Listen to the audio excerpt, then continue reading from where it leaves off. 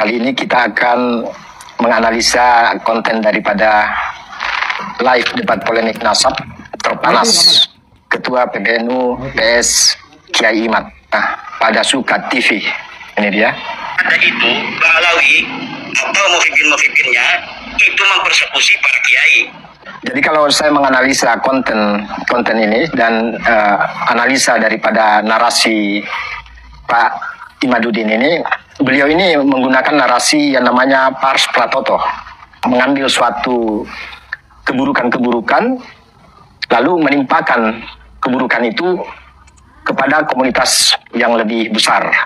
Suatu gaya bahasa yang sesungguhnya itu sebenarnya secara akal sehat itu justru menimbulkan suatu fitnah. Karena ada beberapa yang dijadikan sampel kesalahan-kesalahan, lalu kesalahan itu kemudian ditimpakan kepada komunitas, bahkan mendustakan nasab. Jadi perbuatan beberapa orang yang itu menggugah daripada yang mendengarkan narasi-narasi Imaduddin ini. Saya ini tidak sepakat dengan tesis Kiai Haji Imaduddin, tetapi saya akan selalu mencoba untuk menyampaikan narasi dalam konten-konten saya itu yang tetap jujur dan adil, seimbang, tidak lalu memframing atau menarasikan hal-hal yang tidak benar. Salah satunya adalah saya akan menyatakan bahwasanya orang yang mengkritik Kiai Haji Imaduddin ini keliru secara teori. Yang pertama, beliau ini mengatakan bahwasanya Kiai Imaduddin itu menggunakan majas pras pratoto ya. Pras pratoto itu sebagian dari majas sinekdot ya. Kalau Anda perhatikan di atas itu saya ambilkan dari bukunya Gunawan Hadi yang berjudul Majas dan Peribahasa. Ya, sinekdot itu ada dua. Sinekdot itu apa sih? Kita menyebutkan sebagian dari satu kelompok atau satu kesatuan, tetapi maksudnya kita itu keseluruhan. Tapi kita sebut sebagiannya saja. Ya bahasa kita gampangnya, saya tidak melihat batang hidung Maman. Yang kita sebutkan batang hidung, Pak. Tetapi yang dimaksudkan kan seluruhnya, Maman seluruhnya. Bukan saya sudah melihat Maman gak ada hidungnya, bukan. Tapi saya melihat Maman. Hatta walaupun kebetulan kita melihat dari belakang, kita tahu itu Maman. Walaupun kita nggak melihat batang hidungnya, ya kita bilang saya melihat batang hidung Maman gitu ya. Kalau dalam bahasa Arab ini maksudnya majas mursal. Majas ya sekaligus biar ada merefresh ya pengetahuan dasar ya. Majas mursal yang alakohnya itu adalah alakoh juz'iyah. Ya. Kalau kita populer dengan bahasa itu min itlaqil juz'i, yaitu kita menarasikan sebagian saja, wa iradatil kul, tetapi maksud kita keseluruhan. Gaya bahasa begini dipakai dalam Al-Quran juga banyak. Jadi yang disebut dengan majas itu ketika kalimat yang kita ucapkan itu tidak bisa dimaknai persis seperti kalimat yang terucap. Artinya tidak bisa kita pakai makna hakikinya, tapi kita harus menginterpretasikan dengan makna yang lain, disebut dengan majas. Lalu hubungan antara makna yang sebenarnya dengan makna yang kita maksudkan itu namanya alakoh ya, atau hubungan, kaitan gitu ya. Nah dalam Al-Quran misalnya kita sering mendengar fawalli wajhaka syatrul masjidil haram, maka hadapkan wajahmu. Itu maksudnya bukan hanya wajah Pak, ya seluruh badan Pak. Orang sholat itu wajah menghadap kiblat, itu maksudnya ya seluruh badan Pak. Al-ajsam, bukan hanya muka aja kamu ngadep ke utara terus muka kamu arahkan ke barat. Enggak begitu maksudnya. Secara keseluruhan. Tetapi Allah menyebutnya hanya wajhun. Ya, begitu ya. Begitu juga misalnya ar-roki'in ya. Atau as-sajidun. Dalam Al-Quran misalnya disebut itu orang-orang yang sujud, maksudnya orang-orang yang sholat Pak. Orang-orang yang ruku maksudnya orang-orang yang sholat gitu ya. Kenapa? Karena ruku itu bagian dari sholat. Walaupun tidak disebutkan maka kamu adalah atau beradalah bersama orang-orang yang ruku, orang-orang yang sujud, orang-orang yang i'tidal, orang-orang yang takbiratul ihram. Nggak begitu Pak, cukup bersama orang-orang yang ruku. Karena ruku itu bagian dari sholat. Setelah berdiri kita ruku. Kita menyebutkan ruku itu namanya menyebutkan sebagian dari serangkaian sholat. Yang kita maksudkan adalah sholat secara keseluruhan. Itu namanya paras pratoto atau majaz mursal alakoh sababiyah. Itlaqul juz iradatul kul. Yang kita sebut sebagian tapi maksudnya adalah keseluruhan. Kiai Imaduddin justru terbalik. Justru Kiai Imaduddin tidak pakai itu. Karena bahasa yang disebut oleh Kiai Imaduddin itu adalah keseluruhan ya. Ba'alawi atau para muhibbin. Berarti kan terbalik ya. Secara teori terbalik. Kemudian yang kedua atau kebalikan dari ini adalah disebutnya dengan totem prototo. Ya, sinekdot juga yang jenis totem prototo, kebalikan dari yang atas. Yaitu menyebut menyebut keseluruhan tapi maksudnya sebagian saja. Kalau dalam bahasa kalau dalam bahasa balaghah itu majaz mursal alakohnya kulliyah. Itlaqul kulli iradatul juz'i.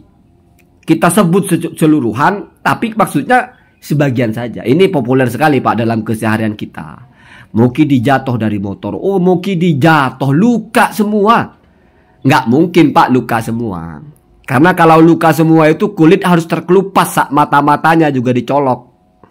Gimana disebut luka semua badannya. Padahal ya mungkin kakinya luka parah. Atau patah semua. Nggak mungkin Pak. Nggak ada orang patah semua itu nggak mungkin ya. Artinya secara kebiasaan itu nggak mungkin. Kalau luka semua itu ya dikelupas seluruh badan itu luka semua namanya. Kalau luka jatuh itu mesti ada bagian yang tidak luka Pak. Entah bagian di perut walaupun 5 cm, 10 cm. Jadi kalau bahasa luka semua dimaknai secara harfiah, secara hakiki itu tidak mungkin. Makanya berarti mesti ditarik. Ada interpretasi lain itu namanya majaz. Kenapa harus ada majaz? Karena tidak mungkin dimaknai secara hakiki. Tidak relevan kalau memaknai hakiki. Luka semua tidak mungkin. Mesti ada bagian yang tidak luka. Dalam Al-Quran ini juga dipakai Pak.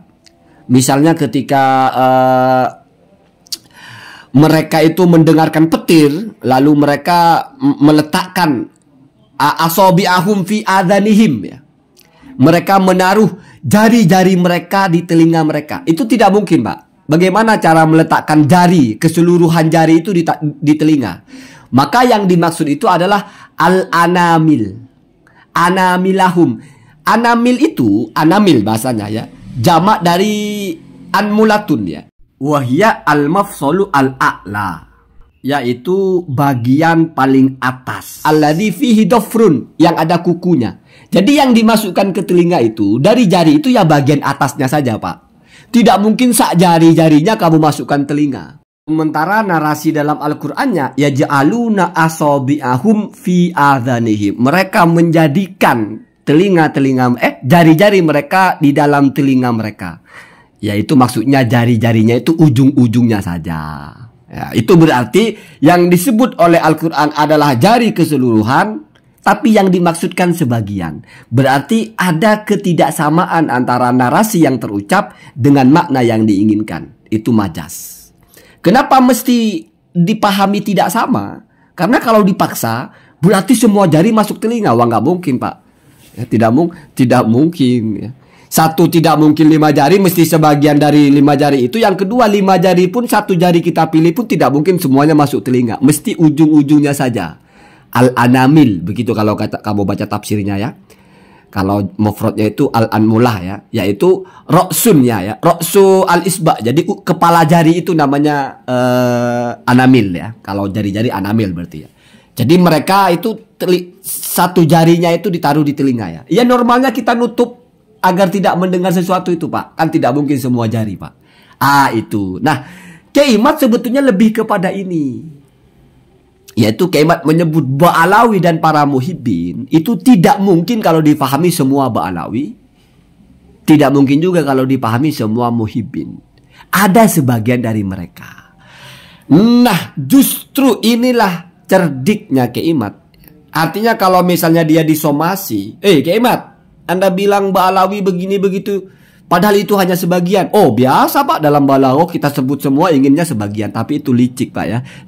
Licik. Kalau mau memframing seolah-olah semuanya, lalu berselindung di balik bahasa itu licik. Culas ya culas. Ya mestinya dipertegas sebagian dari mereka, jangan bermain-main dengan bahasa. Jadi justru kalau mau diposisikan keliru adalah Kiai Imaduddin ini memanfaatkan potensi orang salah faham, memanfaatkan potensi orang terjebak dengan narasinya, tergiring opininya. Padahal secara bahasa Kiai Imaduddin itu mungkin maksudnya adalah majas mursal ala kohnya kuliah atau menggunakan totem prototo. Dia sebut seluruh.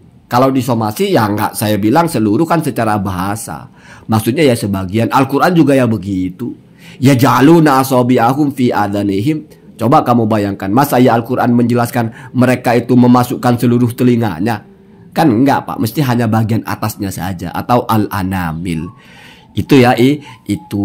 Jadi justru memang narasi-narasi begini bisa digunakan untuk agitasi ya. Untuk agitasi itu untuk memicu semangat sehingga kalau dikejar kamu bohong, kamu bilang Mbak Alawi begini begitu, padahal cuma 1-2 orang lah. 1-2 orang itu kita sebut secara keseluruhan boleh secara bahasa. Sebagaimana sebaliknya, walaupun semuanya kita sebut sebagian saja juga boleh.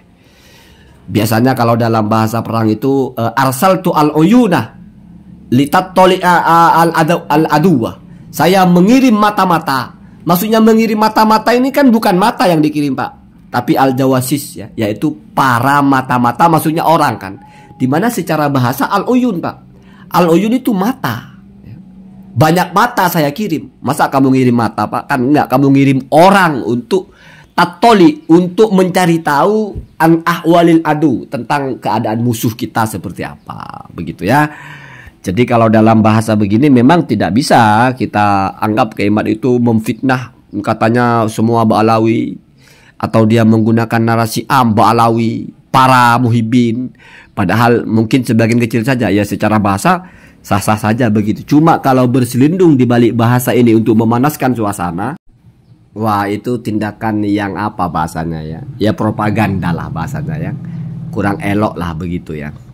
Jadi kalau kita tahu minoritas jangan kita sebut seolah-olah. Sama dengan kalau kamu mau menghina Indonesia gitu ya. Ada sebagian dari orang Indonesia mungkin yang berperilaku kriminal. Wah, orang Indonesia itu kriminal. Nggak bisa begitu Pak. Atau ada sebagian dari orang Islam yang tidak sholat, kamu bilang, wah orang Islam Indonesia itu nggak sholat. Ya secara bahasa ya bener sih. Walaupun cuman 0% atau 10% atau berapa persen, yang penting tidak semua, tapi kita narasikan seolah-olah semua ya, secara narasi benar. Tetapi itu kan berarti ada maksud kita toh. Ada maksud kita entah menjelekkan atau apa, itu tidak terpujinya di situ. Begitu ya. Jadi memang dalam berbahasa itu kalau berkaitan dengan kelompok, berkaitan mencela memuji harus lebih fair, jangan berselindung di balik kata-kata. Kalau memang bertujuan untuk islah, untuk memperbaiki. Tapi kalau untuk memperkeruh ya wallahu a'lam ya. Allahumma hadina ada sabil.